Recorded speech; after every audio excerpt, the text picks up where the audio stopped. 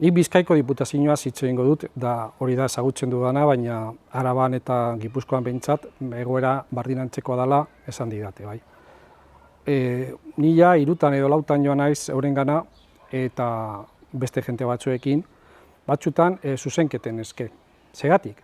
Adibidez, Finagan joan ginenean, han dauz testu batzuk idatzita eta gidari batek irakurtzen ditu edo esaten ditu zer dagoenan. Esaten ditu, lapida hauek garai honetakoak dira, eta nortzuk egin dute. Eta nortzuk egin duten horretan, esaten zuen Frankoak egin dutela. Hau da, gaurko Frantzia aldeko jente hori. Eta azalpenak eskatzerakoan, zerkizkien hori. Nik emendeko testua, bialdu didate diputaziotik, eta joan ginen diputaziora, Bizkaikoara, eta han galdetu genuen, zuk testu hauek nok idatzi ditu, zergatik jartzen duen. Hori, lehenengo harridura izan zen, lehenengo, eta bin, ez dut uste hori jartzen duenik.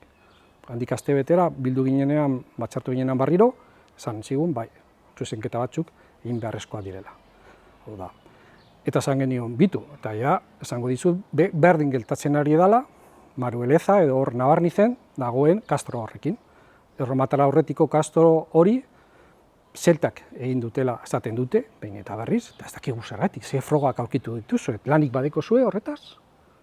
Bardin, harritu egin zan, eta bardin, zan zigun. Ez dut esaten euskaldunen direnik, hau da tristea, gure herri honetan, Espainiak ez daukate zalantzarik, nez eta Altamirako kobak horrek espainolek egin dute, baina gure kasuan euskaldunak izan da ere, ezin dugu euskaldunak zirela esan, ez dakigu zergatik, eta onartu zigun zuzenketak egin behar zirela. Baina nok bialtzen zituen testu horiek? Hori, pertsona hori be lokalizatu egin genuen. Dira lanpostu ia publiko, ia politikoa. Kasu honetan, Espainiako Partido Sozialista Obrero Espainoleko jentea zan, hor sartuta zegoena. Eta bere ideologian hori behar zuen horri pini. Eta bestea, zala kasu honetan PNV-koa, baina bardin zait, ze bilduko jendearekin behitxe egin dugun, abertzalekin beste gertatu danean erantzuna antzeko ezin da, ez dakite. Ez dute kontrolatzen, bardin zaie. Eta hiei zaie bardin, ze badakite horrein azpian karga ideologiko oso sakona dagoela. Hau da, zuek hemen ezare ez dira zure jendea, hau beste jende bat da, ezarete zuek. Hemen frankoak zeuden, zelta zeuden, ez zeudeten euskaldunak hemen. Hemen beste jende bat egon da, ez zue bakarrik. Eta ez dugu ikusten horren azpian dagoela ideologia bat. Guk utzik izten dugun toki hori espainolek bete egin dute gure kasuan. Frantsesa bestean, baina bardin da. Bete egiten dute. Guk ez diogu importantzirik emoten, eta hori badakite oso importantea dela. Ze gauza bat da hiritartasuna, ciudadania, hori papelak dira, eta beste bat da nazioa izatea.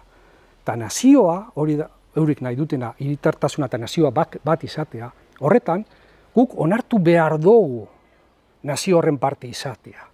Eta hori lortzen da, modu handi batez, historia komun bat badaukazu, hizkuntza komun bat, hizkuntzan erraz ikusten dugu, zergatik inposatzen diguten espainola. Kasu honetan bardin da, inposatzen digute erun historia, horrela euren nazioaren parte bihurtzeko. Eta ez gara konturatzen, ez dugu egiten kritikarik ere ez horretaz.